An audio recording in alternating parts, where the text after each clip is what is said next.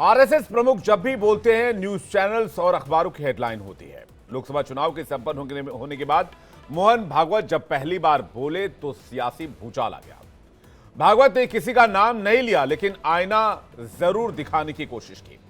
कल देर शाम जब दिल्ली में मोदी कैबिनेट के लिए मंत्रियों के विभागों का बंटवारा हो रहा था, तो वहीं नागपुर में आरएसएस चीफ मोहन भागवत ने कुछ ऐसा संदेश दिया जिसके बाद चर्चाओं का दौर शुरू हो गया कि आखिर मोहन भागवत के निशाने पर कौन है। भागवत ने किसी का नाम तो नहीं लिया, लेकिन साफ शब्दों में कह दिया कि सियासत में अहंकार पालना ठीक नहीं है। विपक्ष को विरोधी नहीं, प्रतिपक्ष कहें। चुनाव ऐसे लड़ा जैसे मुकाबला नहीं, युद्ध हो। भागवत ने मणिपुर का भी जिक्र किया। मणिपुर के हालात को चिंताजनक बताया और कहा कि 1 साल से मणिपुर शांति की राह ढूंढ रहा है। अब भागवत के संदेश पर सवाल उठाए जा रहे हैं कि आखिर उनके निशाने पर कौन है। चुनाव खत्म होते ही भागवत ने मणिपुर पर क्यों बोला? भागवत ने किसे नसीहत दी? क्या चुनाव में आरएसएस की अनदेखी की गई, जिसका नुकसान भी हुआ? मोहन भागवत ने इशारों में आखिर किसको आईना दिखाया है? आज की डिबेट में इसी पर चर्चा, इसी पर बहस। लेकिन सबसे पहले सवाल आपके सामने रखते हैं। इशारों में भागवत ने किसे संदेश दिया है? दूसरा सवाल, क्या बढ़ रही है आरएसएस और बीजेपी के बीच दूरी? तीसरा सवाल, मणिपुर का भी जिक्र, ये नाराजगी या फिर नसीहत? एक बड़ी बहस, लेकिन पहले एक रिपोर्ट देखते हैं।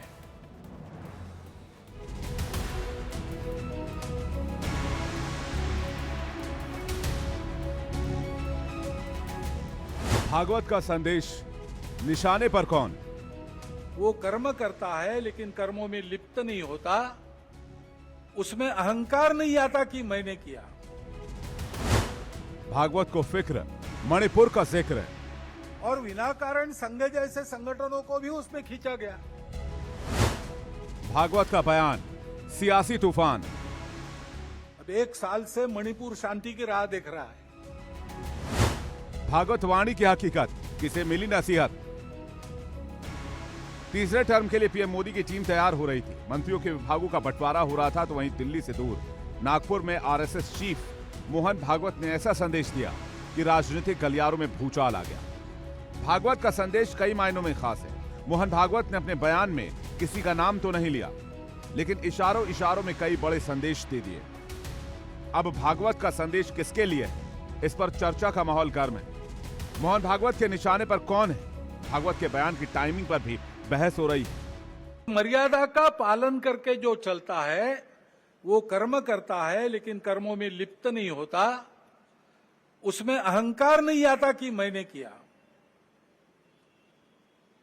और वही सेवक कहलाने का अधिकारी रहता है।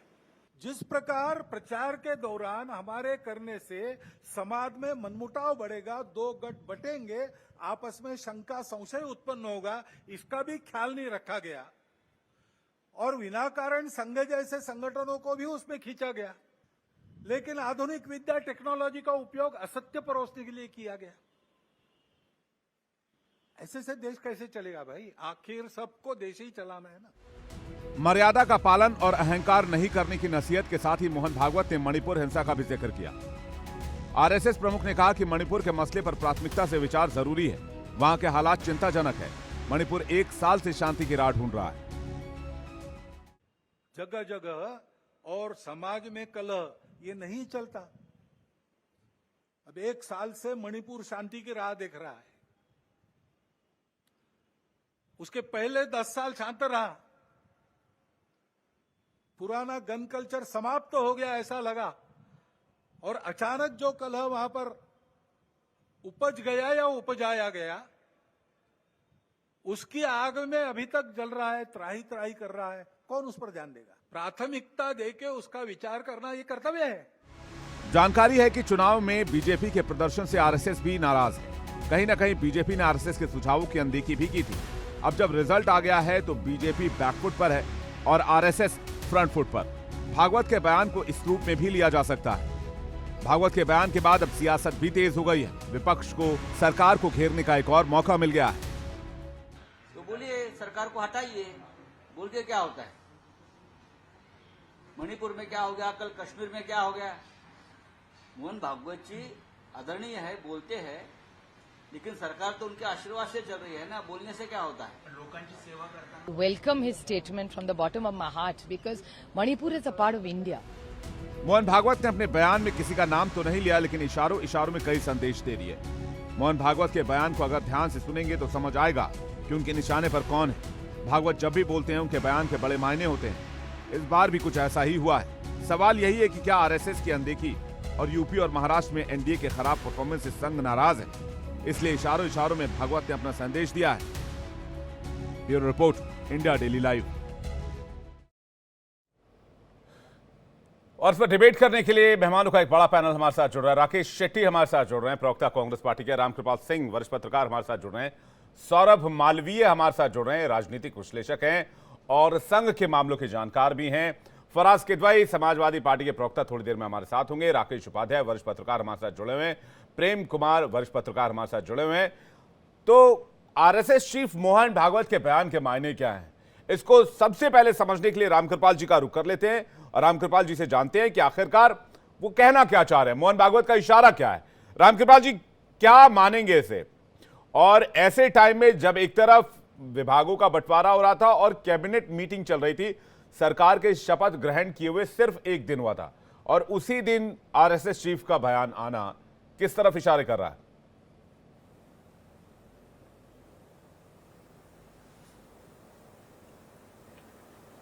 रामकृपाल जी, आपको आवाज मिल रही है मेरी?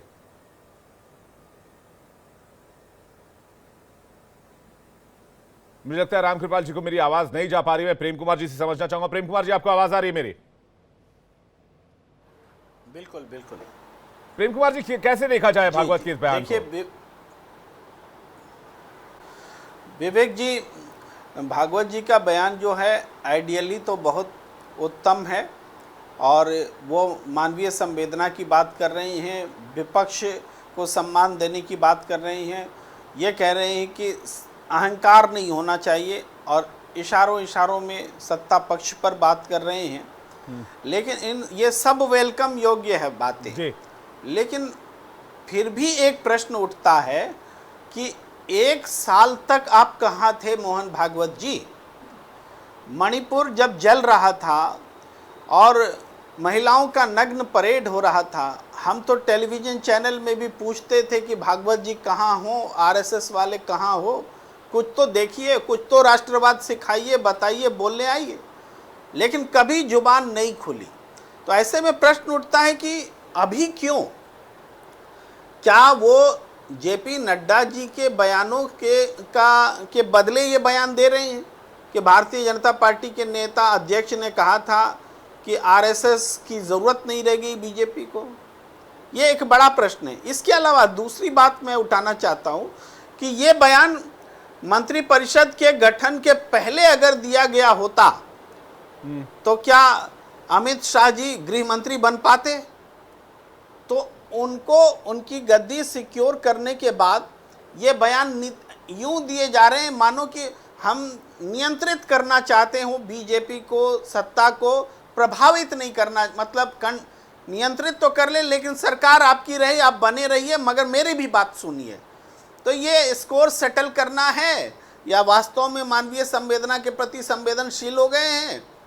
लेकिन शब्दों से हम जरूर सहमत हैं, उनकी बातों से ज़रूर सहमत हैं जो वो बोल रहे हैं, मगर उनकी टाइमिंग जो है उसमें राजनीति दिखती है। ये उनको पहले बोलना चाहिए था, एक साल बाद क्यों बोल रहे हैं, ये प्रश्न बना रहेगा। नहीं, आरएसएस को राजनीति करने की क्या आवश्यकता है? राजनीतिक दल तो आरएसएस है नहीं। प्रेम कुमार जी, अगर आप राजनीति या प्रभाव की बात कर रहे हैं तो फिर मुझे नहीं लगता कि इसमें इस तरह के एंगल हो सकते हैं, क्योंकि उनको ना राजनीति से मतलब है, ना राजनीतिक पार्टियों से मतलब है। उनकी तो अपनी एक संघ है और उनके अलग अलग शाखा हैं जहां पर उनका ये पूरी जो संघ है वो चलती है। देखिए विवेक शांडिल जी, ये आपके विचार हो सकते हैं, लेकिन आरएसएस राजनीतिक कार्यक्रम चलाता है, उसका राजनीतिक विंग है भारतीय जनता पार्टी, उसके विचार मिलते हैं। आरएसएस के लिए वो पूर्वोत्तर में काम करता है, केरल में काम करता है, जम्मू कश्मीर में काम करता है। आरएसएस भारतीय जनता पार्टी के लिए काम करता रहा है, इसको वो स्वीकारे या ना स्वीकारे। नहीं, मैं ये नहीं कह रहा हूं कि आरएसएस भारतीय जनता पार्टी के लिए काम करता है या नहीं करता। मैं ये कह रहा हूं आरएसएस को राजनीति से कोई लेना देना नहीं है। आरएसएस एक स्वयंसेवक समूह है जो अपने विचारधारा के लिए काम करते हैं। मैं ये कह रहा हूं, अगर आप राजनीति का आरोप लगा रहे हैं कि ये जो बयान है वो राजनीति से प्रेरित हो सकता है, तो इसमें सवाल और संदेह दोनों होते हैं। प्रेम कुमार जी, देखिए, आरएसएस आज भी कहीं पर ऐसी संस्था के रूप में तो पंजीकृत है नहीं कि जिसको आप कह सके कि नॉन पॉलिटिकल है कि कल्चरल है कि क्या है। ये तो आज भी रहस्य बना हुआ है कि आरएसएस क्या है। स्पोर्ट्स ऑर्गेनाइजेशन है, कल्चरल ऑर्गेनाइजेशन है, पॉलिटिकल ऑर्गेनाइजेशन है, बताएं ना क्या है, कहाँ पंजीकृत है, किस रूप में पंजीकृत है, कितने मेंबर्स हैं, उसका कोई खाका है। ये तो मेंबर्स का रिकॉर्ड तक नहीं रखते। इनके बारे में क्या कहा जाए, ये संगठन किस रूप का है। जी ठीक है, मैं सौरभ मालवीय जी के पास जा रहा हूं, संघ मामलों के जानकार हैं, उनसे पहले जानकारी ले लो। उसके बाद राकेश जी मुस्कुरा रहे हैं, रामकृपाल जी भी आपकी बातों पर थोड़ा बहुत रिएक्ट कर रहे हैं, मैं उनसे भी जवाब लूंगा। फराज के द्वैत को स्क्रीन पे देख पा रहा हूं, राकेश शेट्टी को भी देख पा रहा हूं। एक बार फिर से आप सभी का स्वागत करूंगा, लेकिन मैं सौरभ मालवीय जी के पास जा रहा हूं। सौरभ मालवीय जी, भागवत जी के बयान के क्या मायने हो सकते हैं? विवेक जी, राष्ट्रीय स्वयंसेवक संघ एक सांस्कृतिक संगठन है और सांस्कृतिक संगठन होने के नाते पूरे समाज का ठीक ढंग से संचालन हो सके, और खास करके हिंदू समाज में मेंशन कर रहा हूं, पूरे भारतीय समाज, खास करके हिंदू समाज के पुनरुत्थान के लिए, विकास के लिए और स्वावलंबी बनाने के लिए यह विशुद्ध रूप से सांस्कृतिक संगठन है। जो प्रेम कुमार जी को नहीं पता है तो मैं उनके ज्ञानवर्धन के लिए बात बोलना चाहता हूं कि वह सांस्कृतिक संगठन है, राजनीतिक संगठन नहीं है। एक बात। दूसरी बात, राष्ट्रीय विचार बिंदुओं पर जिस दल का विचार राष्ट्र के वास्ते है, राष्ट्रीय मापदंडों पर है, उसके साथ राष्ट्रीय स्वयंसेवक संघ मिला है, जुड़ा है और उसके सहयोग के लिए खड़ा होगा। एक बात। दूसरी बात, वर्तमान का जो वक्तव्य है मोहन भागवत जी का, वह बीजेपी के वास्ते नहीं है, वह समाज के उन चीजों को लेके है, खास करके पूर्वोत्तर को, जो पूर्वोत्तर को जलाना चाहते हैं, जो पूर्वोत्तर को तोड़ना चाहते हैं, जो पूर्वोत्तर को भारत से अलग करना चाहते हैं, जो पूर्वोत्तर में आग लगाना चाहते हैं। ऐसे आसुरी शक्तियों के विरुद्ध एकजुट होकर हिंदू समाज भारत को शक्तिशाली और मजबूत बनाए, इसका संदेश भागवत जी दे रहे हैं। इसको राजनीति से न जोड़ा जाए, बल्कि समाज के विकास में वहां के लोगों को मुख्य धारा में लाने के लिए देखा जाए, यह संदेश देना चाह रहे हैं। नहीं, सौरभ जी वो अहंकार होने की बात कह रहे हैं, वो कह रहे हैं कामयाबी के साथ अहंकार ठीक नहीं है। तो ये कहा गया कि ये जो इशारा है वो जेपी नड्डा जी के उस बयान पर हो सकता है जिसमें उन्होंने कहा था कि आज बीजेपी खुद में इतनी बड़ी संस्था होगी कि उसे आरएसएस की आवश्यकता जरूरत नहीं है। इस तरह के बयान का संदर्भ दिया गया। विवेक जी, जेपी नड्डा जी का बयान बहुत ही सही बयान है, क्योंकि भारतीय जनता पार्टी 2 से 200, 200 से 200, 300 और 303 तक पहुंचने वाली एक स्वतंत्र रूप से मजबूत राजनीतिक दल है। दुनिया की सबसे बड़ी सदस्यों वाली संख्या है इसके पास, दल कार्यकर्ताओं की संख्या है। तो निश्चित तौर पर भारतीय जनता पार्टी आज पूरे विश्व में एक मजबूत और भारत में लगातार तीसरी बार प्रधानमंत्री देने के लिए, चौथी बार प्रधानमंत्री देने की वाली पार्टी बनी है। तो इसमें कहीं कोई दो राय नहीं कि उसको किसी की सहयोग की जरूरत नहीं है, अपने बलबूते पर खड़ी है। लेकिन भागवत जी का उनके तरफ वक्तव्य नहीं है और उनका संघ पर नहीं है। संघ को मानते हैं, बीजेपी मानती है, इसलिए संघ बीजेपी के साथ है, वैचारिक आधार पर, राष्ट्रीयता के आधार पर। इसलिए जो उनका कहना है वो महत्वपूर्ण बात है। उनका कहना कथन क्या है कि अहंकार तो गीता में श्री कृष्ण ने भी कहा है, अहंकार तो किसी को नहीं होना चाहिए और ये मानव विकृति के लिए एक स्वाभाविक बात है। नहीं, लेकिन सौरभ जी मैं आपके पास दोबारा लौटूंगा। अहंकार शब्द का अगर इस्तेमाल हुआ है तो किस परिप्रेक्ष्य में कर रहे हैं, किस व्यक्ति के लिए कर रहे हैं, किस संस्था के लिए कर रहे हैं, किस चीज के लिए कर रहे हैं? ये तो डिबेटेबल विषय है ना, इस पर तो डिबेट कर सकते हैं। राकेश शेट्टी जी के पास जा रहा हूं। राकेश शेट्टी जी, क्या जानबूझकर मोहन भागवत जी के बयान को राजनीतिक रंग देकर से तूल दिया जा रहा है? नहीं, मोहन भागवत जी को जो आज पता चलता है कि 11 तारीख को पता चला, उस देश के जनता ने उनको 4 तारीख को ये बता दिया। जिस तरह भारतीय जनता पार्टी में के उत्तर प्रदेश में हार हुई है, जिस तरह उनका अमेठी में हार हुई है, जिस तरह वाराणसी में खुद प्रधानमंत्री श्री नरेंद्र मोदी जी का मार्जिन कम हुआ है, मतलब जो व्यक्ति 4.5-5 लाख से चुन के आता था वो 1.5 लाख पे आ गया। तो ये सब इशारा है कि लोगों ने Narendra Modi ji as prime minister उसको रिजेक्ट किया है, उनके विचारधारा को रिजेक्ट किया है। मोहन भागवत जी सही कह रहे, उन्होंने ये कहा कि आप कर्तव्य करना चाहिए, मगर कर्तव्य में लिप्त नहीं होना चाहिए, घमंड नहीं करना चाहिए। और हम सब जानते हैं कि इन्होंने एक इशारा देश के प्रधानमंत्री श्री नरेंद्र मोदी जी के लिए किया है। और आप सही कह रहे, कुछ दिन पहले अहंकार भारतीय जनता पार्टी के राष्ट्रीय अध्यक्ष श्री जेपी नड्डा जी ने किया था, क्योंकि हम जानते हैं कि उन्होंने चुनाव के बीच में कहा कि भारतीय जनता पार्टी को आरएसएस की जरूरत नहीं है। मुझे ऐसा लगता है ये बहुत ही गलत बयान है, बिकॉज आरएसएस, जैसे एक पत्रकार ने कहा कि एक सांस्कृतिक संस्था है, इनका frontal organization, political frontal organization Bharatiya Janata party है। जिस तरह मजदूरों का आप देखिए, उनका जो स्टूडेंट्स का देखिए, एबीवीपी है। तो ये बात कहीं पे छुपा नहीं है कि भारतीय जनता पार्टी फ्रंटल ऑर्गेनाइजेशन है आरएसएस का। तो नेचुरली आपको याद करा देता हूँ, 2014 से 19 के बीच में सभी कैबिनेट मंत्री भारतीय जनता पार्टी के उन फाइल लेकर दिल्ली में आते थे और संघ के कुछ एग्जीक्यूटिव के सामने रखते थे कि हमने ये काम किया है और ये काम आगे हम करने वाले। खुद प्रधानमंत्री मोदी जी जाते थे आरएसएस के पास, ये अपना ब्यूरो लेके, रिपोर्ट लेकर। मगर हमने देखा कि 2019 के बाद जब से ही भारतीय जनता पार्टी को 303 सीट आ गए, उसके बाद इन्होंने आरएसएस को इग्नोर कर दिया। शेट्टी जी, आप ये कह रहे हैं कि दोनों संस्थाओं के बीच दूरियां बढ़ी हैं, आरएसएस और बीजेपी के बीच। ये सवाल लेकर मैं रामकृपाल जी के पास जा रहा हूं, उसके बाद फराज किदवई जी और राकेश जी आपके पास आ रहा हूं। रामकृपाल जी, आपको क्या लगता है, जो बात राकेश शेट्टी कह रहे हैं या बात जो सौरभ मालवीय कह रहे हैं?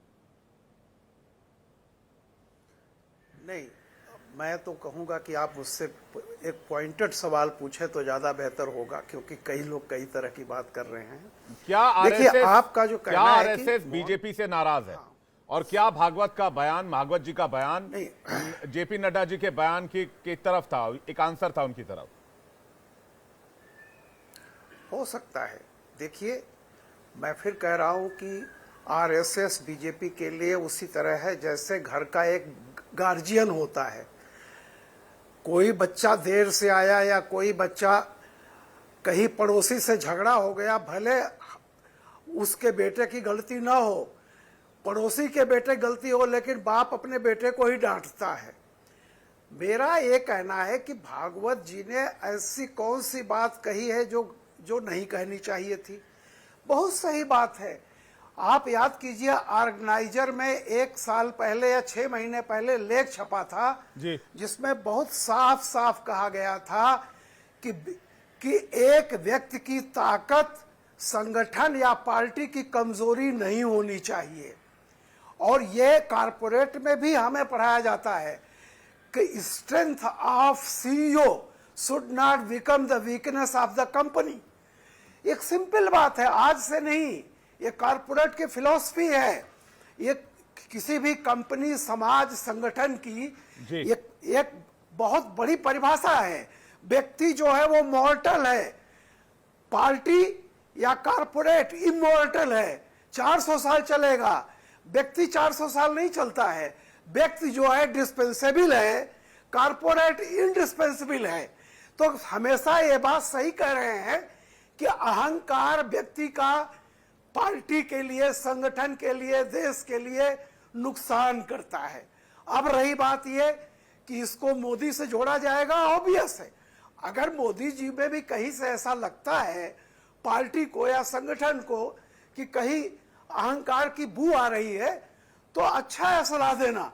लेकिन साथ साथ उन्होंने उनको भी सलाह दी है जो कल तक संघ को गला फाड़ कर गालियां देते हैं और हर चीज में उनको संघ दिखाई पड़ता है। ईवीएम में भी उनको संघ दिखाई पड़ता है कि मोदी के फेवर में संघ बैठा हुआ है। और फटाफट खटाखट खटाखट उनको, उनके लिए भी है ये। राजनीति में शुचिता की बात अगर की जाती है तो ये सबके लिए है। और जाहिर सी बात है, जो सत्ता में बैठा है उसकी जिम्मेदारी ज्यादा होती है। मणिपुर के मामले में निश्चित तौर पर ये वो सत्ता के लिए था कि आज आप सत्ता में हैं, साल भर हो गया है, 10 साल तक ऐसी हिंसा नहीं थी, जो भी कारण है आप उसको कीजिए। मैं फिर कह रहा हूं, परिवार का मुखिया जो होता है, अगर उसके घर में उसके सभी बेटे हैं, 4 बेटे हैं, एक बेटा काम नहीं कर रहा है, डांटेगा उसको, दूसरा बेटा अच्छा काम कर रहा है, पुचकारेगा उसको। ऐसे ही संगठन चलता है, ऐसे ही परिवार चलता है। और रही बात, संघ शुरू से एक सांस्कृतिक सामाजिक संगठन रहा है जी, आज है और आगे भी रहेगा जी। ठीक है, आपने बहुत अच्छी तरह से एक्सप्लेन किया, लेकिन एक बात जो आपने कही, और ये बात थोड़ी देर पहले सौरभ मालवीय जी ने भी कही थी कि जो राष्ट्रवाद की बात होती है, राष्ट्र को आगे रखने की बात होती है, मणिपुर के हालात पर चिंता अगर जाहिर की जा रही है तो इसमें बुराई क्या है? इसको राजनीतिक चश्मा पहनाने की आवश्यकता क्या है? इस देश में कई और जगह पर इस तरह की घटनाएं हुई, संदेश खाली हुआ, इसके अलावा बहुत सारी ऐसी घटनाएं हुई जिस पर बात की जाने की जरूरत थी, लेकिन विपक्ष ने भी सिलेक्टिव मुद्दे को उठाया हर बार। फराज किदवई जी के पास जाना चाहूंगा, उसके बाद राकेश जी उपाध्याय जी आपके पास आ रहा हूं। फराज किदवई जी, सवाल किस बात को लेकर है? मोहन भागवत के बयान को लेकर है, उनके इशारों को लेकर है, या फिर उनके रिमार्क को लेकर है? क्योंकि बात तो वो देश की भलाई की कर रहे हैं, इसके इतर तो किसी पार्टी को या फिर किसी सरकार को दोष तो दे नहीं रहे, या विपक्ष की बात तो कर नहीं रहे। विवेक जी, देखिए, देश की 140 करोड़ जनता जो है वो देश की भलाई की ही बात करती है। विवेक शांडिल्य भी बैठ करके देश की भलाई चाहेंगे, फराज किदवई भी यहाँ पर बैठ करके देश की भलाई चाहेंगे।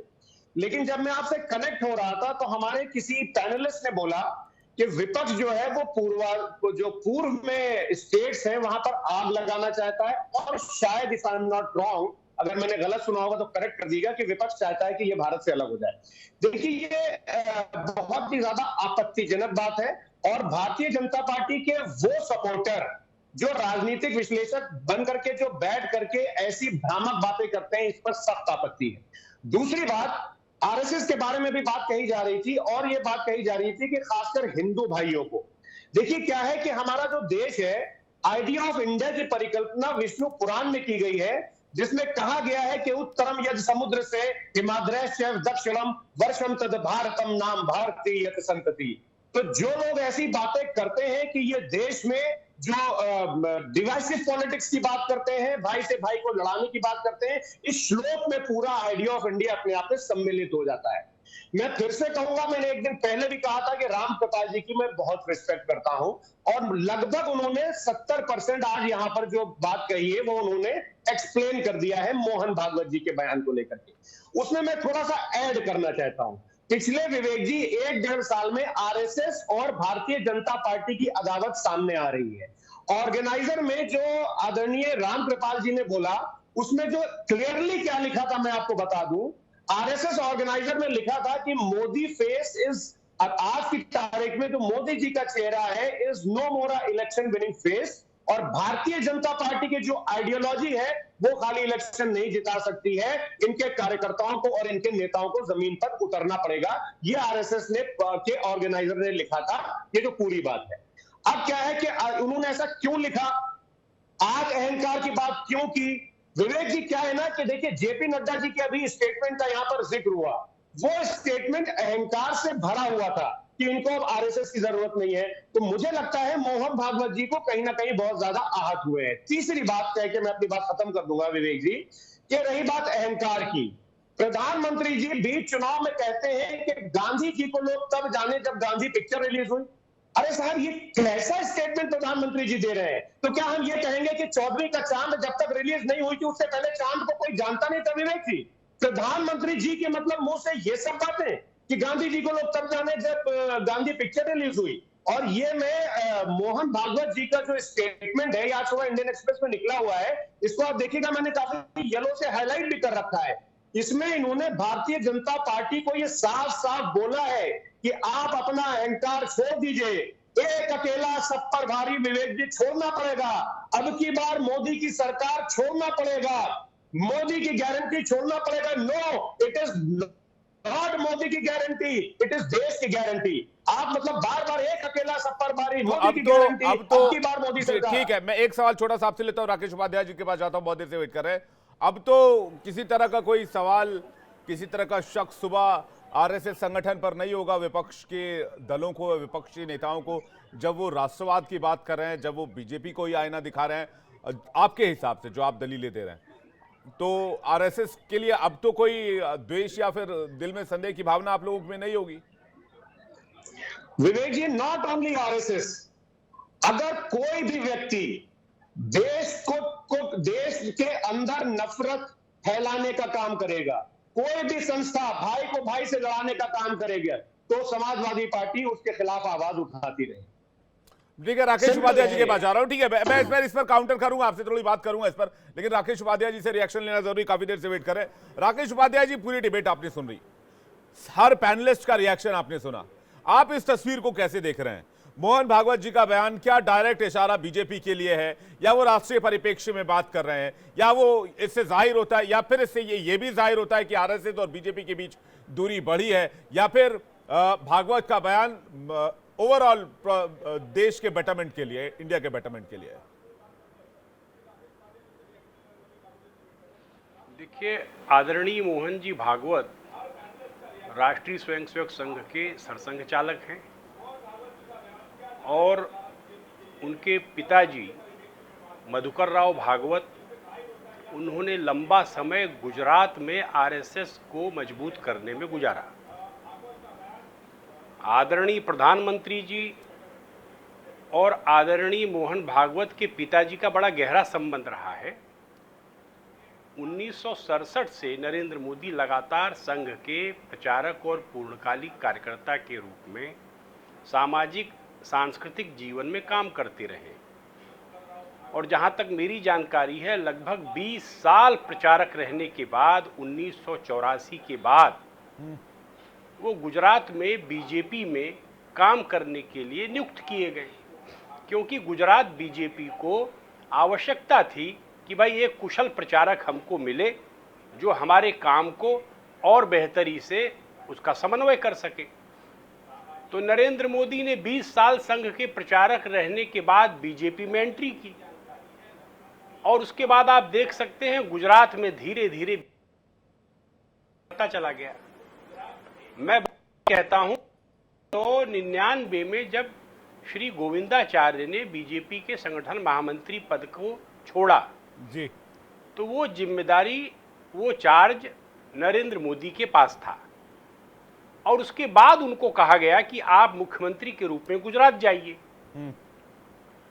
तो मुख्यमंत्री बनने तक की उनकी यात्रा संघ के प्रचारक की और संगठन मंत्री की यात्रा है। अब नड्डा जी का बयान किसी संदर्भ में आया है, मैंने अभी तक उसका लेकिन जो छपा है उसके आधार पर अगर वो कोई बात कह रहे हैं कि भाई हमको, अगर ये बयान सही है कि हमको आरएसएस की जरूरत नहीं है, तो सवाल सबसे बड़ा ये है कि संघ के प्रचारक के रूप में जो संगठन महामंत्री बीजेपी के भीतर है और हर राज्य में है, बीजेपी का सारा स्टील फ्रेम ही संघ की ओर से दिए गए प्रचारकों से खड़ा होता है। और इसके पीछे कारण ये नहीं है कि आरएसएस का बीजेपी का कोई विशेष, राष्ट्रीय स्वयंसेवक संघ कोई पॉलिटिकल संगठन नहीं है। आदरणीय प्रेम जी को मैं बताना चाहता हूं कि पॉलिटिकल संगठन तब होता है जब आप इलेक्शन कमीशन में रजिस्टर्ड होते हैं, और ये बात है गांधी हत्याकांड के समय की। उसी समय संघ के सरसंघचालक गोलवलकर, माधव सदाशिव गोलवलकर ने अपने सारे स्वयंसेवकों को स्पष्ट कह दिया था, हम राजनीति में नहीं जाएंगे। यद्यपि कांग्रेस ने बड़े अत्याचार किए थे उस समय की सरकार ने आरएसएस के ऊपर, उन्होंने सब खून माफ की तर्ज पर एक तरह से सब अत्याचार सहते हुए भी अपने आप को किसी पॉलिटिकल पार्टी में कन्वर्ट नहीं किया। उन्होंने कहा हमारे कार्यकर्ता अगर कुछ काम करना चाहते हैं तो डॉक्टर श्यामा प्रसाद मुखर्जी के साथ काम करें, उनको सहयोग करें। वही सहयोग की रीति आरएसएस की चल रही है। अगर समाजवादी पार्टी या कांग्रेस पार्टी भी आरएसएस से सहयोग मांगे, आरएसएस सहयोग देता है। चाइना के अटैक के समय 62 में 63 में कांग्रेस की केंद्र सरकार ने आरएसएस को इसी गणतंत्र दिवस के परेड पर बुलाया था कि आप आइए, हम आपका सम्मान करते हैं। लाल बहादुर शास्त्री ने राष्ट्रीय एकता परिषद की बैठक में उस समय के सरसंघचालक गोलवलकर से सहयोग मांगा था। और अभी जब पंजाब में आतंकवाद उभरा था उस समय इंदिरा गांधी ने आरएसएस से सहयोग मांगा था। तो आरएसएस तो सभी पॉलिटिकल पार्टीज को उपाध्याय एक जी, लेवल पर देखता है, लेकिन सवाल सहयोग का नहीं है। एक बात पूरी कर लूं, जल्दी से। एक बात अपनी बात पूरी कर लूं, फिर आपकी बात मैं सुन लूंगा, फिर आप बोलिए कि आरएसएस की जहां तक नीति का सवाल है, उस नीति से आरएसएस समझौता नहीं करता। और यहां जो गंभीर सवाल सरसंघ चालक के रूप में मोहन भागवत जी ने खड़ा किया, वो तो कम बोलते हैं, राजनीतिक मामलों पर बोलते ही नहीं है, लेकिन उन्होंने कोई बात कही है तो वो कुछ समझ कर कही है और पूरी राजनीतिक व्यवस्था के संदर्भ में कही है। किसको कही है? नागपुर में आरएसएस के कार्यकर्ता प्रशिक्षण वर्ग को संबोधित करते हुए कही है। किसी पॉलिटिकल विंग को एड्रेस नहीं कर रहे थे, अपने कार्यकर्ताओं को एड्रेस कर रहे थे। वो अपनी नीति स्पष्ट कर रहे थे और बता रहे थे कि हमको चिंता है देश की जो परिस्थिति है उसमें हमें मणिपुर जो है उसके बारे में सरकार को तेजी से कार्रवाई करके, ये जो दोबारा 2 दिन पहले हिंसा भड़की है, इसकी चिंता उन्होंने प्रकट की। भाई क्या हो रहा है, इसके बारे में हमें सबको मिल करके एक सेंसिटिविटी के साथ मसले का समाधान करना चाहिए। इसमें बीजेपी से उनकी कोई नाराजगी है ऐसा नहीं है। नहीं, प्रेम कुमार जी तो कह रहे हैं ऐसा ही है। इससे पहले ऐसी बात तो संघ के चीफ की तरफ से कभी नहीं आई, आरएसएस चीफ की तरफ से। प्रेम कुमार जी देखिए, राकेश उपाध्याय जी ने जो मैं कहना चाह रहा था उसको बहुत स्पष्ट तरीके से बता दिया कि आरएसएस और भारतीय जनता पार्टी के बीच कितना अंतर संबंध है और कैसा अंतर संबंध है। देखिए, ये बोलने का तरीका है बस। आप एक शब्द जानते होंगे, स्लीपर सेल। इसका नेगेटिव अर्थ में इस्तेमाल होता है, मैं कोई नकारात्मक अर्थ में नहीं इस्तेमाल करना चाहता, बस समझाने के लिए करना चाहता हूँ कि स्लीपर सेल जो है ना, सांस्कृतिक संगठन, सामाजिक संगठन बन करके एक्टिव रहता है पॉलिटिकल मोटिव के साथ में, और जब जरूरत होती है वो राजनीतिक रूप में एक्टिव हो जाता है। ये जो है ना, ये स्लीपर सेल है बीजेपी का, जो कि पॉलिटिकली एंगल से एक्टिव रहता है। मैं पहले कह दिया कि ये शब्द बहुत नकारात्मक इस्तेमाल होता है, मैं उस नकारात्मकता के साथ नहीं, बस समझाने के लिए इस्तेमाल कर रहा हूँ। लेकिन आज जो मोहन भागवत जी ने कहा है उससे विपक्ष के लोग भी बहुत सहमत होंगे, सब लोग यहाँ सहमत है, उसमें बात कहीं से भी कोई गलत नहीं है। भाई अहंकार का विरोध करना या विपक्ष को स्पर्धी मानना, दुर्विरोधी नहीं मानना, या फिर मणिपुर की चिंता करना, ये सब जायज है। लेकिन मोहन भागवत जी, आपको चुनाव के बाद ही ये बात क्यों आई याद? राकेश जी, ये चुनाव के दौरान क्यों नहीं याद आई? और एक बात, एक अभी पांचजन्य में छपे लेख का भी जिक्र हो रहा था, वो भी लेख कब छपा? जब कर्नाटक में बीजेपी पूरी तरह से हारी। राकेश उपाध्याय जी, जल्दी से आप इसका रिएक्शन मेरे बाकी मेहमान के पास जा रहा हूं। मैं बहुत जल्दी बोल रहा हूं, बहुत जल्दी बोल रहा हूं, थोड़ा सा और बोलने दीजिए, थोड़ा सा बोलिए। हाँ, पूरा कीजिए विवेक जी। देखिए, मैं ये कह रहा हूं कि जैसे बीजेपी की संख्या कम हो गई, ताकत कम हो गई, तो बीजेपी अपनी हार को भी जीत के रूप में पेश कर रही है। हाँ। तो ऐसे में जो वास्तु स्थिति है कि आपको जनता ने नकारा, कौन बोलेगा? तो मोहन भागवत जी बोल रहे हैं, इसको इस रूप में भी देखिए, ताकि जो लोग बीजेपी के इस भाव को दंभ मान रहे हैं कि देखो हार के भी अपने आप को जीता हुआ बता रहा है, वो लोग आरएसएस के बयान से थोड़ा सा न्यूट्रलाइज हो जाए बीजेपी और आरएसएस के लिए। ठीक है, मैं प्रेम रामकृपाल जी के पास आ रहा हूं, लेकिन राकेश उपाध्याय जी का पहले रिएक्शन ले रहा हूं, उसके बाद राकेश शेट्टी जी आपके पास आऊंगा। प्रेम जी, मैं एक बात स्पष्ट कर दूं। देखिए, संपूर्ण क्रांति आंदोलन शुरू हुआ था लोकनायक जयप्रकाश नारायण का, और उस समय समाजवादी आरएसएस के लोग, उस समय समाजवाद के लोगों ने बढ़कर आरएसएस का सहयोग मांगा था। और आपको जानकारी दे दूं, डॉक्टर राम मनोहर लोहिया जैसा समाजवादी भारत में नहीं हुआ। वो खुद आरएसएस की तारीफ करते थे और पंडित दीनदयाल उपाध्याय के साथ मिलकर के उन्होंने 63 के उपचुनाव में चुनाव लड़ा, जिसमें से दीनदयाल उपाध्याय जौनपुर का चुनाव हार गए, फर्रुखाबाद से राम मनोहर लोहिया 62 चुनाव जीत गए। तो मेरा कहने का मतलब है, दिल्ली में ही कम्युनिस्ट पार्टी की प्रत्याशी थी आसफ अली, उनको आरएसएस ने समर्थन किया। आप व्यापक रूप में देखिए। तो मेरा कहना यह है कि लोकतंत्र में हर 5 साल में आप भी वोट देते हैं, मैं भी वोट देता हूं। तो क्या किसी को वोट देने के कारण, मतदाताओं को घर से निकालने के कारण, मतदाताओं के मत का परिष्कार करने के कारण हम किसी पॉलिटिकल आंदोलन का हिस्सा हैं क्या?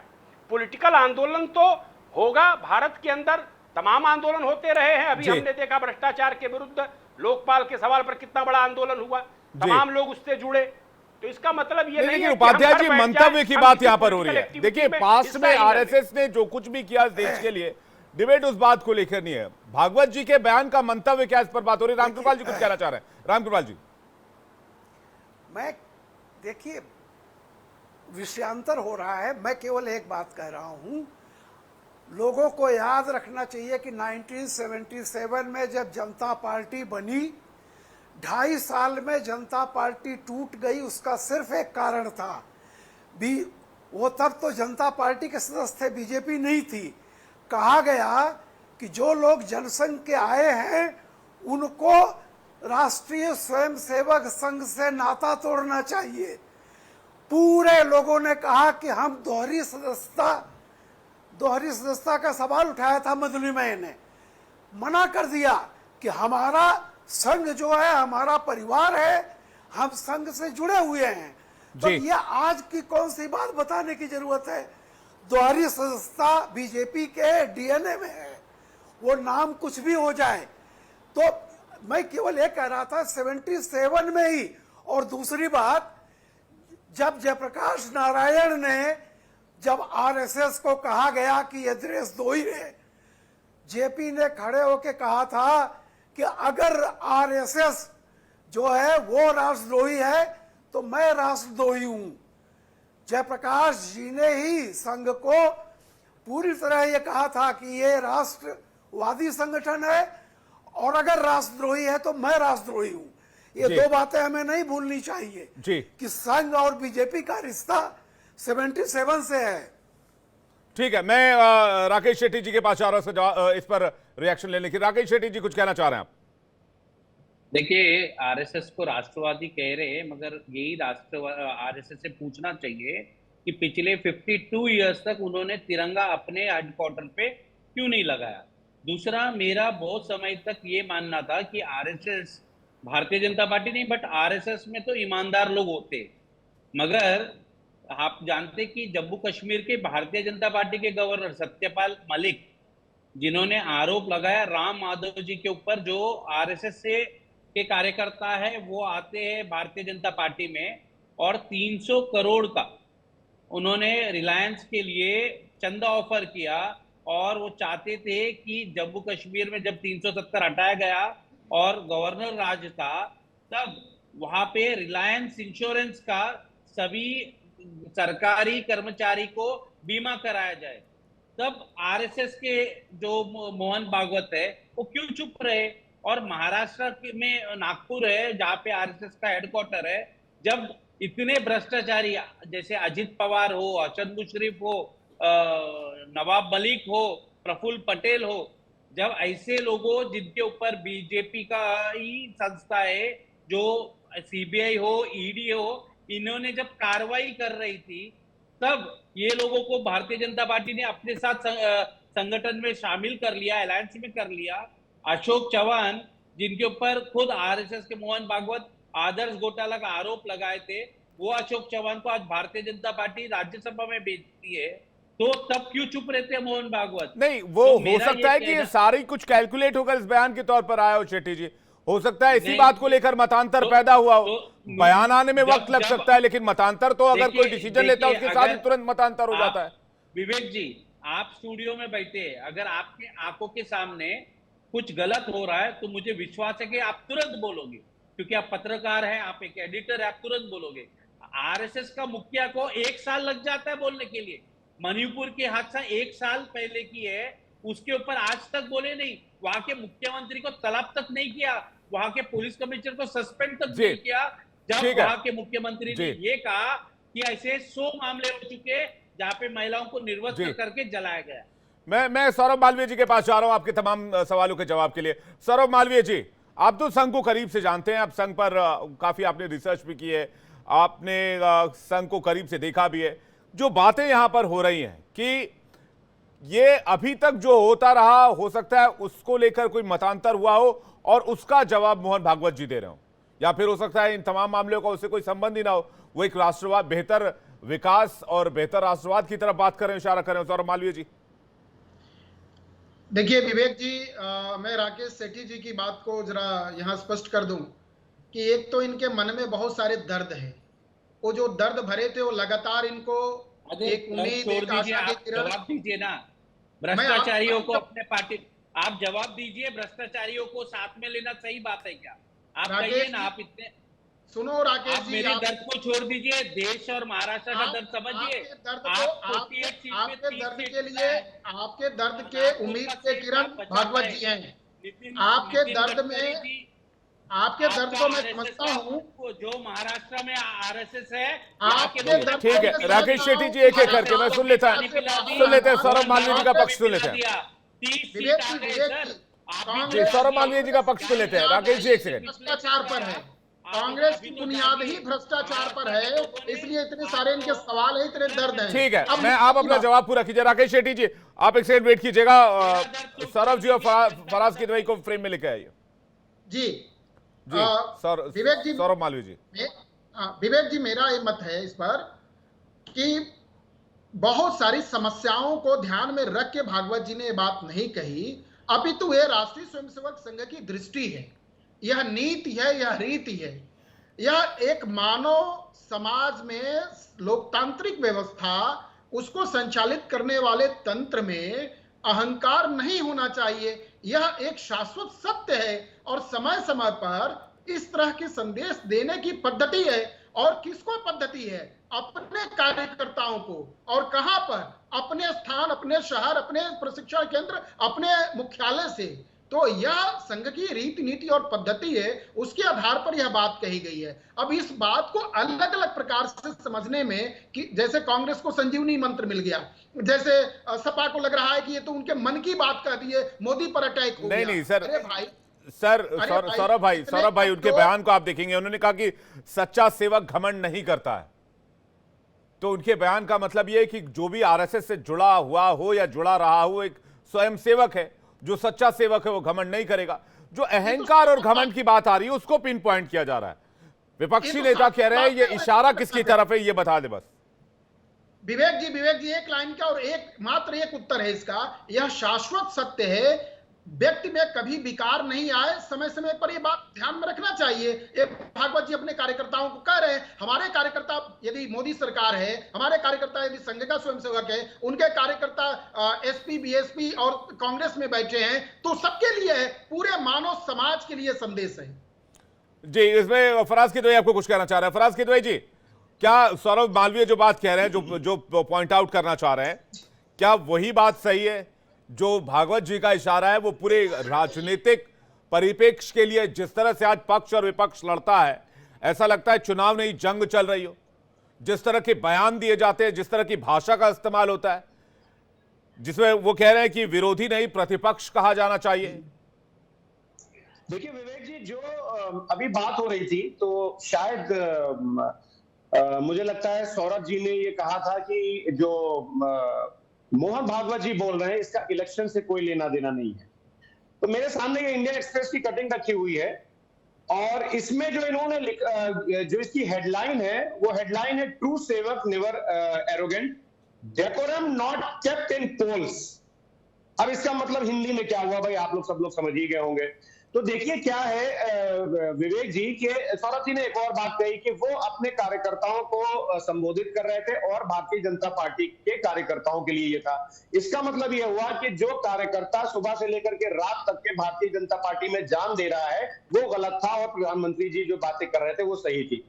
मोहन भागवत जी का इशारा क्या था? मोहन भागवत जी का इशारा जहां तक मैं समझ पा रहा हूं वो ये था कि प्रधानमंत्री जी जो बोल रहे थे कि ये आपका मंगलसूत्र लेकर के मुसलमानों में बांट देंगे, ये आपकी भैंस को खोल करके लेकर के चले जाएंगे, गांधी जी को लोग तब जाने, और तमाम प्रधानमंत्री जी ने ऐसी बातें जो अभी लोकसभा चुनाव हो रहे थे उसमें की।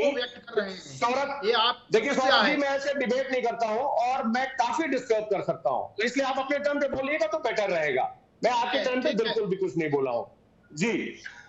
अब आपने बेसिकली फ्लो तोड़ दिया। तो अब क्या है कि जो भारतीय जनता पार्टी में जो एरोगेंस आ गया था विवेक जी, अभी मैं आपको 5 उदाहरण देता हूं।